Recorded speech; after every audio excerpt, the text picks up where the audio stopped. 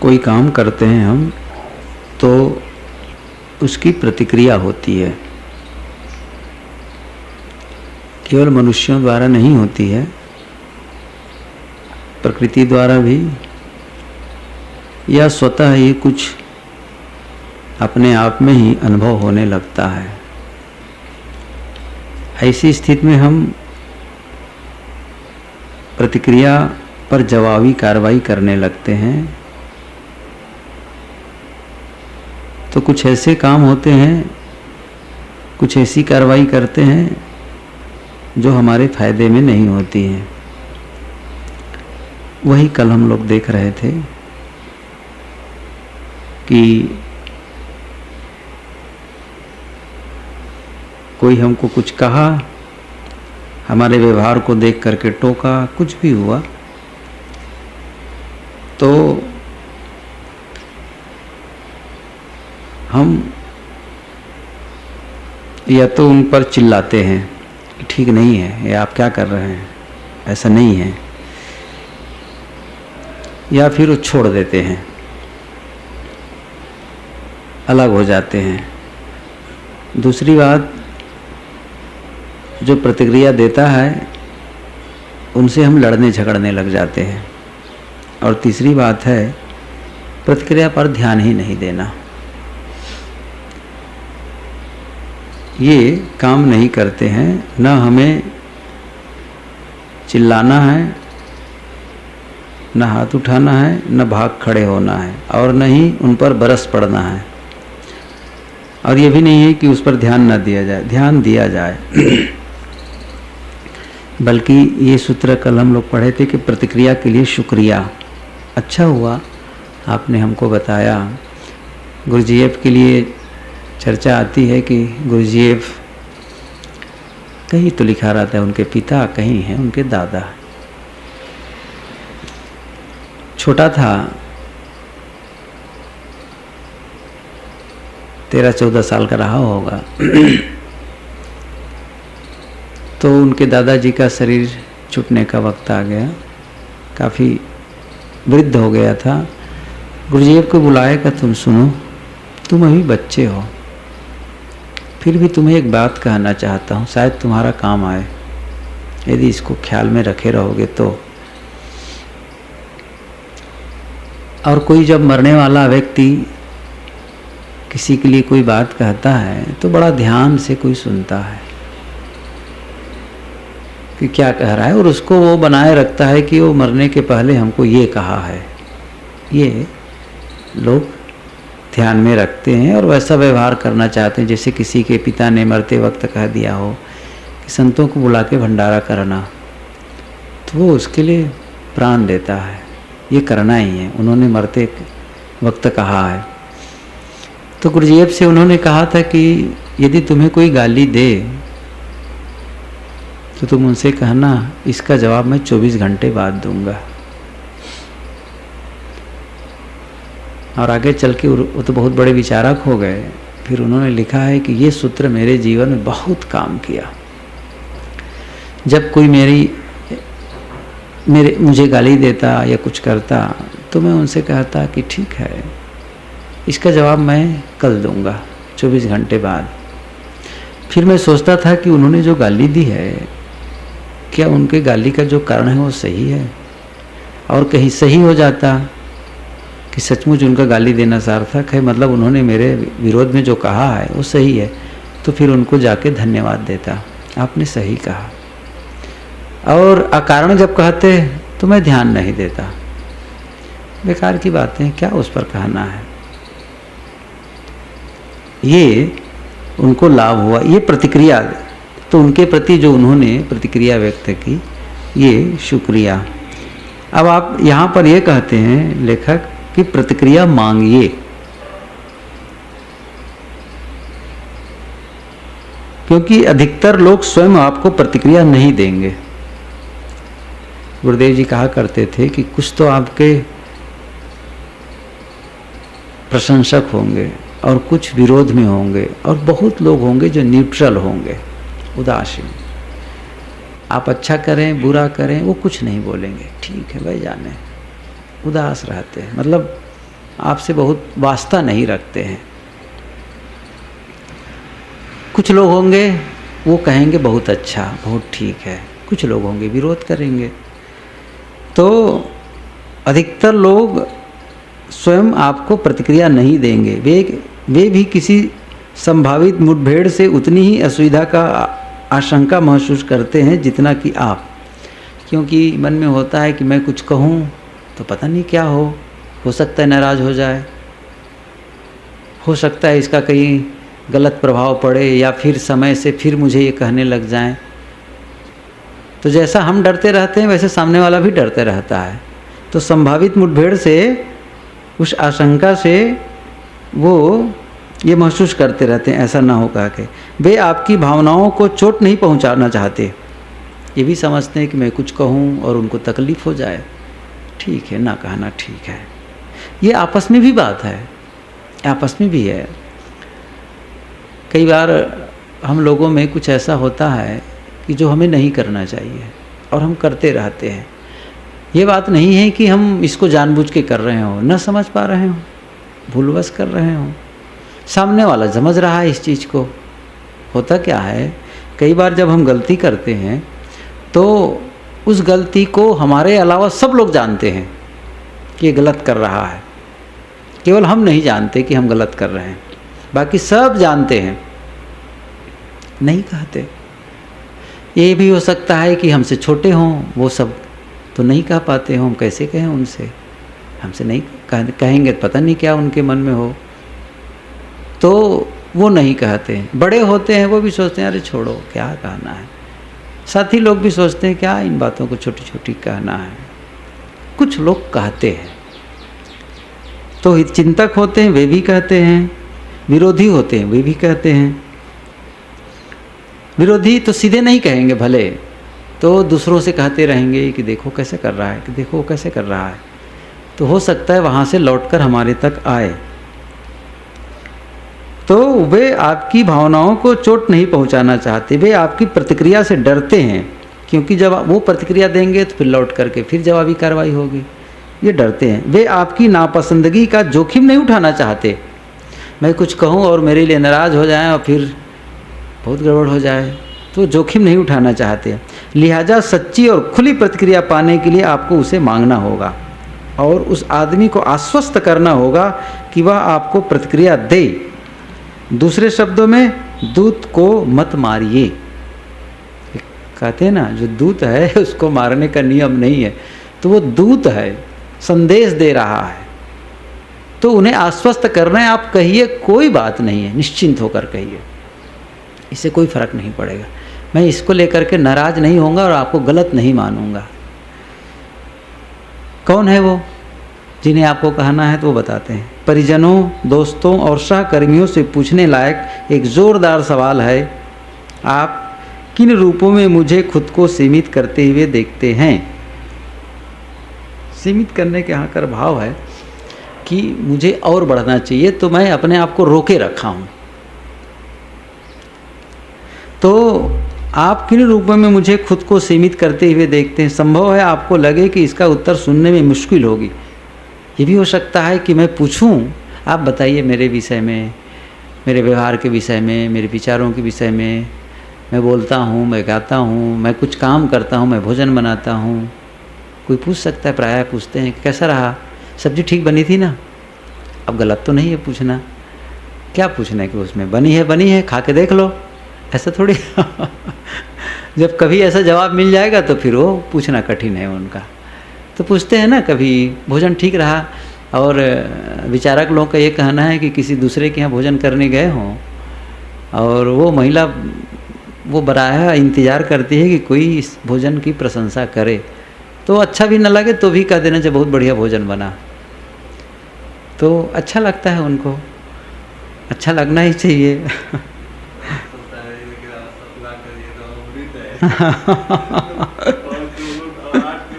हाँ, लोग प्रशंसा सुनने के देखे सभी आदी हैं। हम सब भी अपने अंतर मन में टटोलेंगे ना, तो कोई हमको अच्छा कहता है, हमारे कामों को, हमारे विचारों को, तो हमको अच्छा महसूस होता ही है। ये सबके लिए सामान्य मन की ये दशा है।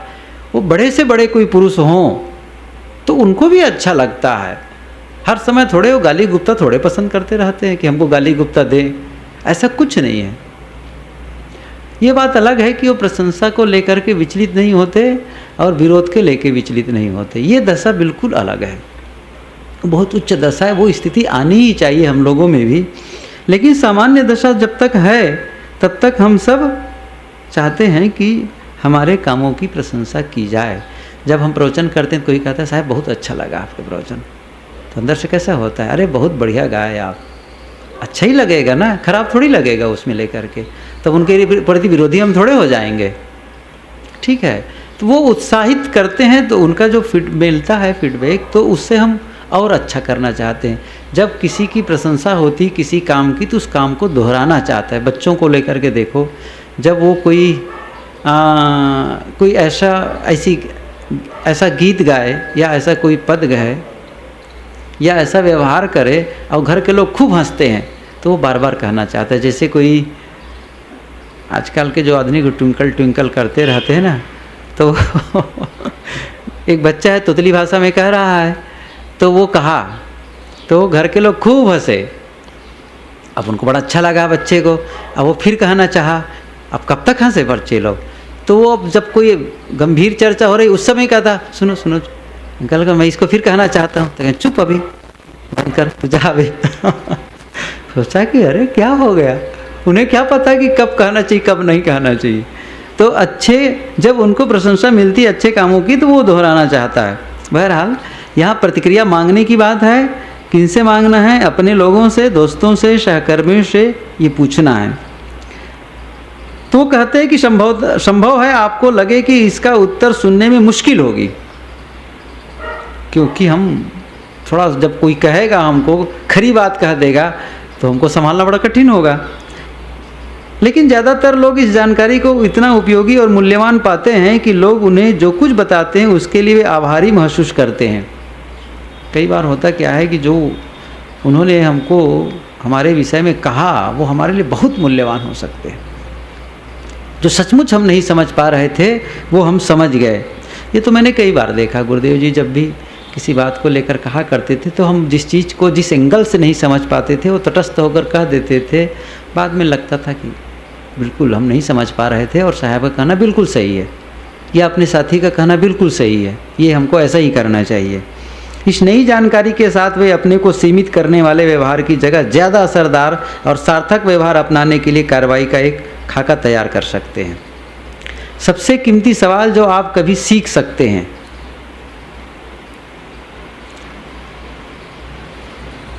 1980 के दशक में एक करोड़पति व्यापारी ने मुझे एक सवाल सिखाया जिसने क्रांतिकारी ढंग से मेरी ज़िंदगी के स्वरूप को ही बदल दिया।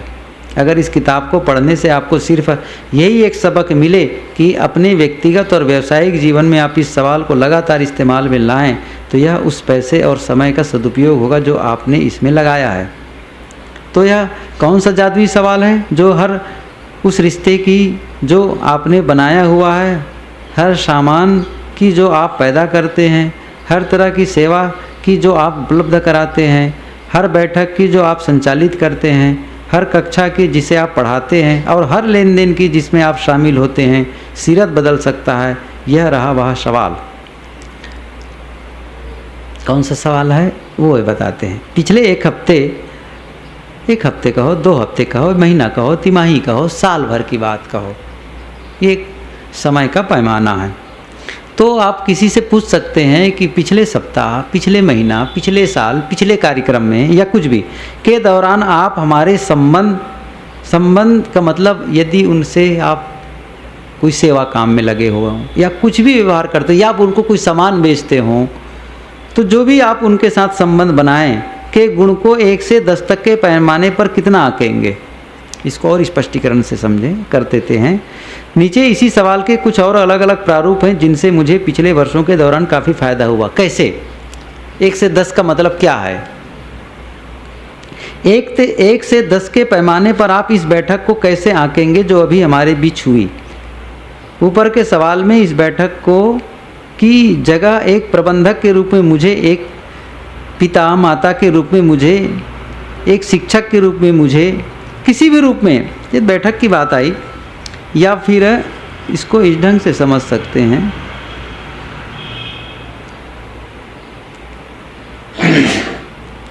जैसे इसको मैं अपने शब्दों में कहूँ,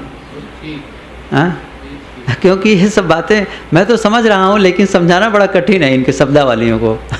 अब मुझे बिल्कुल समझ में आता है।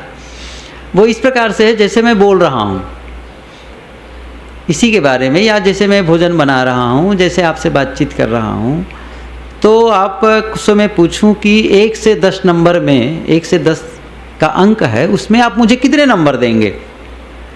जैसे 10 नंबर का पेपर हो और मैं उसमें उत्तर लिख दूं, तो वो जब जांचने वाला होगा उसमें 8 भी दे सकता है, 6 भी। अब वो देखेगा कहाँ सही कहाँ गलत है। तो उसी प्रकार से मेरे जो विचार आप सुन रहे हैं उसमें आप 1 से 10 में से 10 में कितना देंगे? तो आप लोग कह सकते हैं साहब आपको इसमें 6 नंबर मिलेगा। क्या कहेंगे? आप 100% सफल नहीं है, आप जो बोल रहे हैं ना ये पूरा सही नहीं है, आपको 6 नंबर मिलेगा। कोई कह सकता है आपको 8 नंबर मिलेगा। तो आप उनसे पूछें कि मैं 10 में से 10 पाने के लिए क्या करूं? ये इसका मतलब है। जैसे मुझे आपने 6 दिया, 6 क्यों दिया? क्योंकि 4 गलत है, 6 सही है तो 6 नंबर मिले, और 4 गलत है तो आपको क्या पूछना है? अब मैं 10 में से पूरा नंबर पाना चाहूँ तो 10 नंबर पाना चाहता हूँ, उसके लिए बताइए मैं क्या करूँ? यदि आप केवल गलती बता रहे हो तो दोष देखने वाले हैं। यदि आपको कोई समाधान नहीं है, समाधान होना चाहिए ना जवाब। इसका मतलब आप किसी को गलत कह रहे हैं तो उसका सही पक्ष को समझ रहे हैं तब तो गलत कह रहे हैं। परीक्षा का जो उत्तर पुस्तिका जांचने वाला मास्टर को पता है ना कि इसका सही क्या है। यदि वो न जाने इसका सही क्या है तो गलत कैसे कर सकता है? आप किसी को गलत कह रहे हैं तो गलत इसी परिप्रेक्ष्य में, इसी अपेक्षा से कह सकते हैं कि आप उसके सहीपन को जानते हो, और नहीं जानते उसके सही को और फिर भी गलत कर रहे हैं तो ये दोष देखना है, ये गलत है। तो बात यहाँ पर यह है 10 बनाना, तो फिर क्या कहना है? कोई उत्तर उसमें से इस सवाल का 10 से कम आए, तो मैंने कहा ना 10 आए, 6 आए, 8 आए, तो उसे 10 बनाने के लिए क्या करना होगा? यही वह जगह है जहाँ से कीमती जानकारी आती है, वहीं से कीमती जानकारी आएगी। आखिर श्रोता ही तो बताएंगे। कोई हम प्रोडक्ट कर रहे हैं, जैसे हम रोज़ माल बेचते हैं, श्रीखंड श्रीखंड बना के बेचते हैं, तो कौन बताएगा? ग्राहक। कौन बताएगा? ग्राहक ही तो बताएगा ना। अच्छा है तो दूसरों को बताएगा, और गड़बड़ है तो फिर या तो आना बंद कर देंगे, वो भी एक प्रतिक्रिया है, या फिर आके कहेंगे कि पहले तो बढ़िया बनता था, अब क्या हो गया उसमें, पहले तो उसमें काजू बढ़िया पड़ता था, अब काजू कम पड़ने लग गया है, उसमें फल अच्छा पड़ता था, फल कम पड़ने लग गया है। तो आपको सावधान होना है फिर उस समय, क्योंकि आप 10 का पैसा ले रहे हैं ना, तो 10 आपको देना है। मतलब वहीं से एक जगह वो है जहाँ से कीमती जानकारी मिलने की संभावना है। इतना जानना काफ़ी नहीं है कि अगला आदमी असंतुष्ट है, इतना जानना ही काफ़ी नहीं है कि अगला आदमी असंतुष्ट है। विस्तार से जानना कि उन्हें क्या असंतुष्ट करेगा। आपको वह जानकारी उपलब्ध कराएगा जिसकी ज़रूरत आपको है, ताकि आप वे आवश्यक कदम उठा सकें जिनसे एक अव्वल दर्जे का रिश्ता, माल, सेवा सामने आ सके। एक आदमी है जो आपके यहाँ ग्राहक है वो आना बंद कर दिया, आपको कैसे पता चला कि क्यों बंद कर दिया? आपको तो वो पता तब चलेगा, या तो आप उनसे पूछिए भाई आप आते थे, आप क्यों नहीं आते? तो वो बताएगा कि अब देखिए, यदि सही ढंग से बताएगा, हितचिंतक होगा तो कहेगा कि ये इसमें खामी होने लग गई है। तब आपको क्या करना है? अब आपको उस खामी को दूर करना है। हर परियोजना, बैठक, कक्षा, प्रशिक्षण, सलाह, मशविरे, विचार विमर्श, काम और परामर्श को इन 2 सवालों से संपन्न करने की आदत डालिए। इसे एक साप्ताहिक रस्म बनाइए। तो अपने लिए लिखा है इन्होंने, मैं अपनी पत्नी से हर शनिवार की रात को यही 2 सवाल बिना मिला नागा पूछता हूँ। यह एक आम संवाद है। यह जो हफ्ता गुजरा है इसमें तुम हमारे संबंधों के स्वरूप को कितना आंकोगे? तब वो कहती 8 क्या कहती? 8। तो इसे 10 बनाने के लिए क्या करना होगा? इसे 10 बनाने के लिए क्या करना होगा? तो बिना मेरे याद दिलाए कि समय हो गया है, बच्चों को सोने भेजना। तो बता रहे हैं, अब मैं आपको कहूँ कि बच्चे को सोने के लिए भेजो, ऐसा नहीं है। आप बिना याद दिलाए ये काम करिए। 10 नंबर पाना है तो खाने पर समय से आ जाना, या मुझे फ़ोन करके बता देना कि तुम्हें देर हो जाएगी। बाहर कहीं गया हूँ तो आपको चाहिए कि समय से भोजन के लिए आ जाओ, और नहीं आ पा रहे हो तो पहले से बता दो कि मुझे आने में देर हो रही है। और नहीं आते हो तो फिर आपका नंबर 10 में 10 नहीं मिलेगा। एक व्यवहार बता रहे हैं। यहाँ मुझे बैठे इंतज़ार करते रहने और सोचने में नफ़रत है। अब मैं इंतज़ार कर रही हूँ। उनकी पत्नी का कहने का मतलब यह है कि मैं इंतज़ार कर रही हूँ कि अब आएंगे, अब आएंगे, अब आएंगे। टाइम बीते जा रहा है, आपको बता देना चाहिए मुझे देर है, और आप नहीं आ रहे हैं। तो आप ये ऐसा करते हैं तो ही 10 नंबर आपको मिलेगा। अगर मैं कोई तकलीफ़ अगर मैं कोई लतीफ़ा सुना रही हूँ, मैं चुटकुला सुनाता हूँ, तो मुझे उसको बिना टोके पूरा कर लेने देना, क्योंकि तुम्हारे ख्याल में तुम उसे बेहतर ढंग से सुना सकते हो। ये बहुत बढ़िया। जैसे मैं प्रवचन कर रहा हूँ तो मेरा कोई ऐसा साथी है जो मेरे से बढ़िया बोल सकता है, तब कहे रुको मैं बताता हूँ। कितना ख़राब लगेगा मेरे बोलते वक्त तो कोई कहे तो आप चुपचाप सुन लीजिए। या मैं भजन गाता हूँ और टोक रहा हो कोई बीचे में, बाद में टोकिए। या मैं चुटकुला सुना रहा हूँ और मेरे से बढ़िया आप सुना सकते हैं, तो आपको चुपचाप सुनना चाहिए। तो उनका पत्नी का कहना है कि आप चुपचाप सुनिए, भले आप मेरे से बेहतर ढंग से सुना रहे हैं, बीच में टोकिए मत।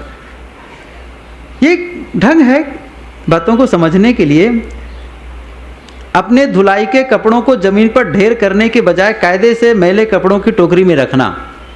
कपड़ा उठा दिए और धर दिए ढेरी बना करके, ऐसा नहीं है। एक टोकरा है, उसमें आप रखा करें।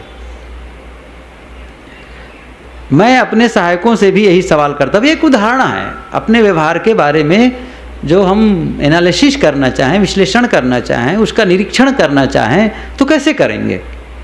ये परस्पर घनिष्ठ संबंध के लिए है।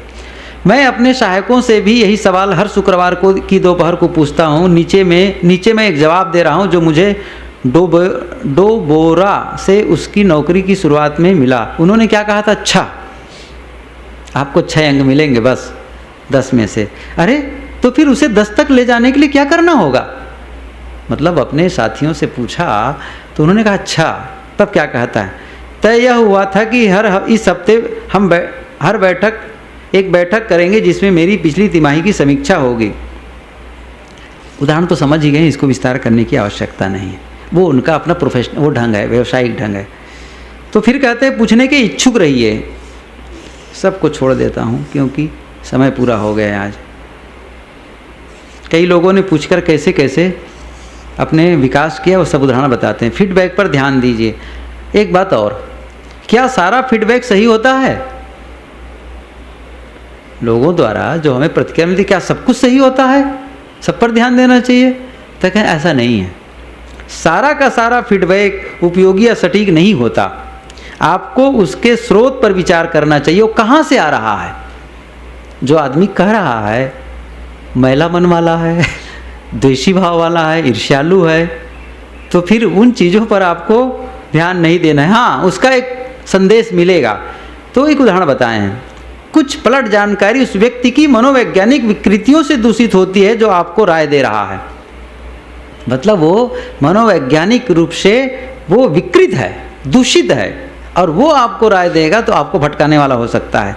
एक उदाहरण बताते हैं कैसे। मिसाल के लिए, अगर शराब के नशे में धुत आपका पति आपसे कहता है तुम किसी काम की नहीं हो, तो यह न तो सटीक राय है न उपयोगी ही है, चूँकि वो नशे में है। हाँ, लेकिन जो राय आपको सुननी चाहिए वह यह है कि आपका पति धुत है और नाराज है। आप समझिए कि वो शराबी है, ये आपके लिए कुछ आप पर करिए उस काम को, उसके लिए आप कुछ करिए। तो इसी प्रकार से कोई ऐसा शराबी नहीं है, शराब कभी नहीं पीता है, लेकिन उसकी मनोदशा ठीक नहीं है और वो आपके प्रति कोई कमेंट्स कर रहा है, कोई कुछ कह रहा है, तो वो सब कुछ सही हो जरूरी नहीं है। लेकिन एक बताएं, बस थोड़ा सा बता ख़त्म करूं। अनुक्रमों की तलाश करें। इसके अलावा आपको जो फीडबैक मिले उसमें आपको अनुक्रमों की तलाश करनी चाहिए। जैसा कि मेरे दोस्त जैक रोजेनबल को कहना पसंद है। एक उदाहरण बताते हैं। क्या? अगर एक आदमी कहे कि आप घोड़े हैं, बैराग, एक आदमी कहता है कि आप घोड़े हैं, तो वह पागल है, क्योंकि मैं तो आदमी हूँ ना। फिर वो पागल है। अगर 3 लोग आपसे कहें कि आप घोड़े हैं, तो यह एक साजिश है। जैसे कहते नहीं कि भाई ये गधे पर क्या ले जा रहे हो? बकरी के बच्चे को कुत्ता कहा दिया, कुत्ते को क्यों लाद के ले जा रहे हो? तो 3 लोग साजिश किए हुए थे, तो ये एक साजिश है।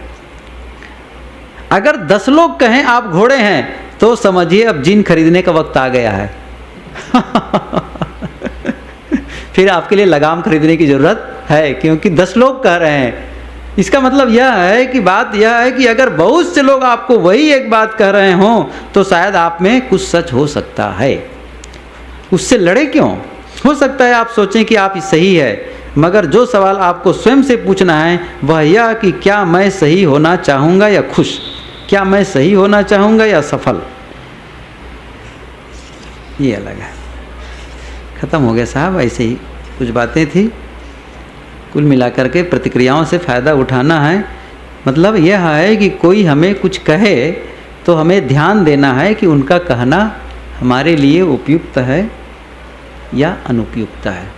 तो उसके अनुसार अपने में बदलाव लाना है, परिवर्तन करना है, तो फिर हम सही रास्ते पर आगे बढ़ेंगे। बस है बंदगी।